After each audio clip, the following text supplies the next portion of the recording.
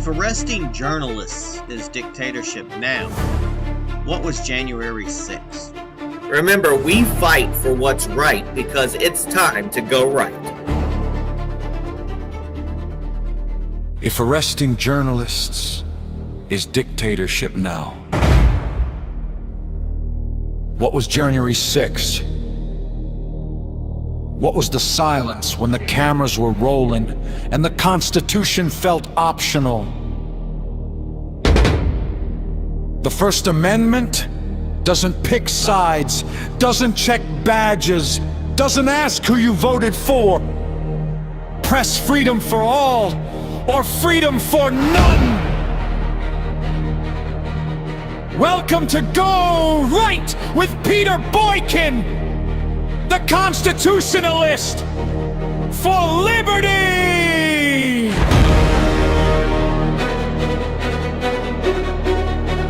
GoRightNews.com! PeterBoykin.com! It is time to go right! If arresting journalists is dictatorship now, what was January 6th? This is #GoRight with Peter Boykin. When the press discovers the First Amendment only after it's convenient.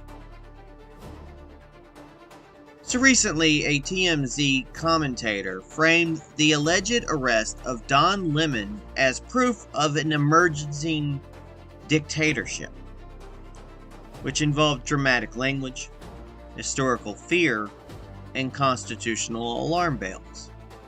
And according to his narrative, the arrest of a journalist for covering a protest is inherently authoritarian and marks a collapse of democracy itself.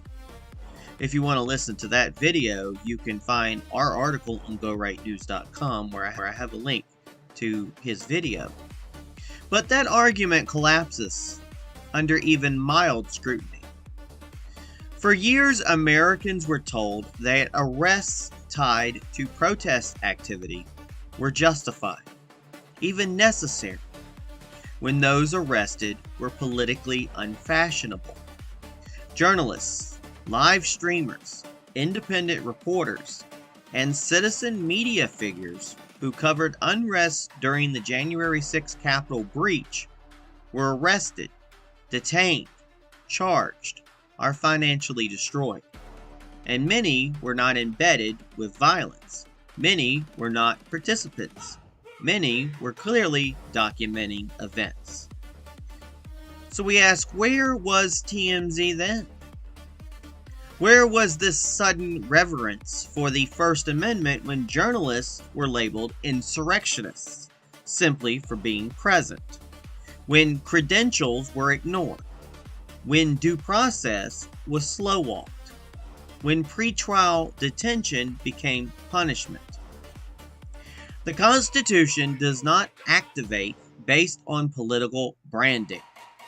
The First Amendment does not belong to legacy media alone.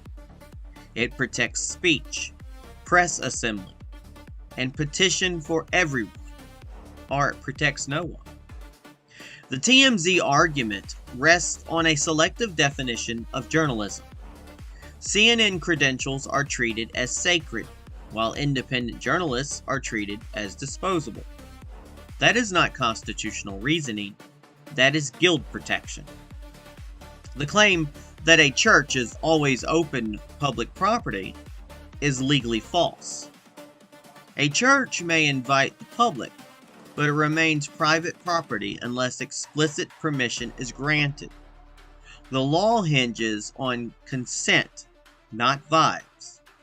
And journalists do not gain immunity by carrying a camera. More importantly, the claim that a grand jury indictment proves authoritarian intent ignores how grand juries work. They are prosecutorial tools, not adversarial courts. That reality was ignored when the same system was used against political opponents of the media class. Now it is suddenly outrageous. This is not a defense of arresting journalists. It is a demand for consistency. If arresting journalists is wrong, it was wrong before.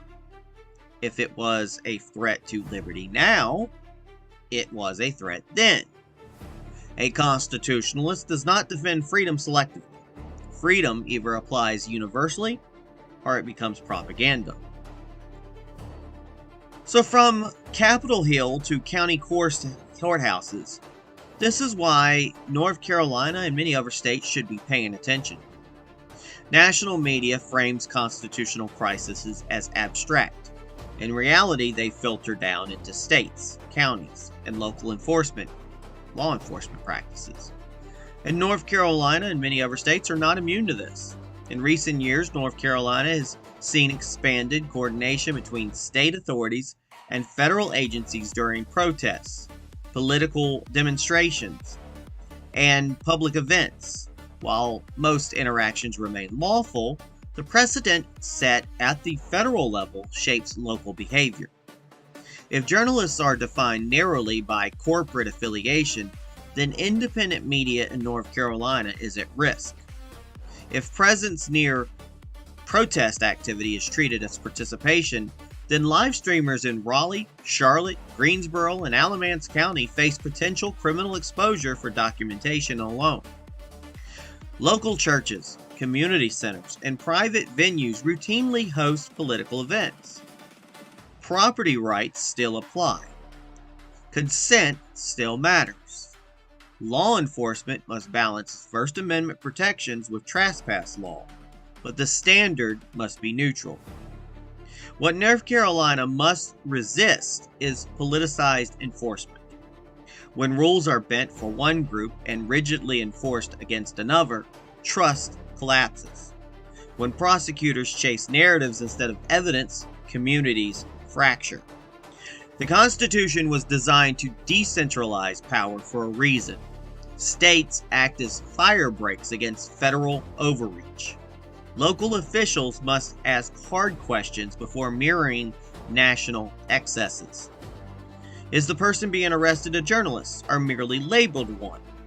Was consent given? Was due process respected? Would the same standard apply if the ideology were reversed? If North Carolina fails to ask these questions now, it will not matter who sits in Washington later. The precedent will already be set. So we ask, and we state, the Constitution does not belong to the media class. They want you scared. They want you emotional. They want you to believe that the Constitution only breaks when their people are touched. The TMZ talking heads waves the First Amendment like a panic button, warning of dictatorship, invoking history, even dragging Neville Chamberlain into the frame. But where was this sermon when Americans were arrested for filming January 6th? Where was it? Where was this outrage when independent journalists were raided, charged, smeared, and financially erased? The constitutionalist answer is simple. Rights do not activate based on press badges.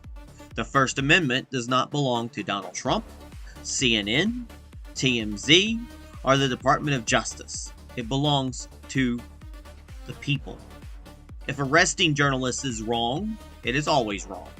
If due process matters, it always matters.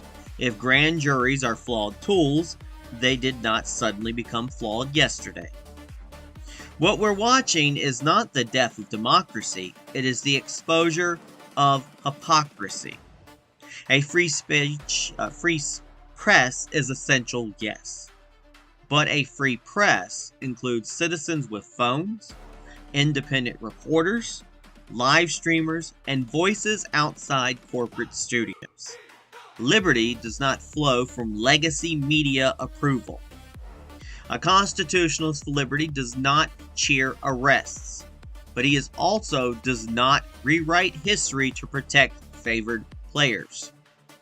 The warning signs were there long before TMZ noticed. And the question is not whether we saw it coming. The question is whether we will finally apply the Constitution evenly. That is what it means to go right. Folks, this is hashtag Go Right with Peter Boykin. I'm Peter Boykin. You can check out more articles, including this one, at GoRightNews.com, GoRightNC.com, and PeterBoykin.com. On the floor, beat filtered sanity!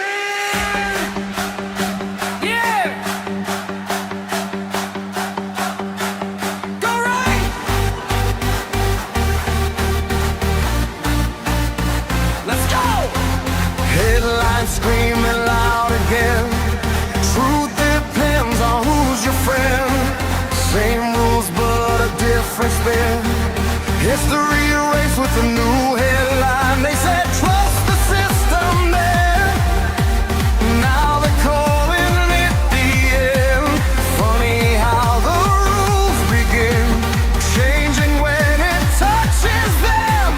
Freedom doesn't come and go based on who controls the show.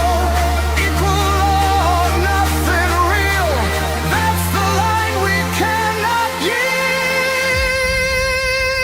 Apply it evenly. Liberty for you and me. First Amendment set it free. No selective history. Apply it evenly. Truth over hypocrisy. Raise your voice and let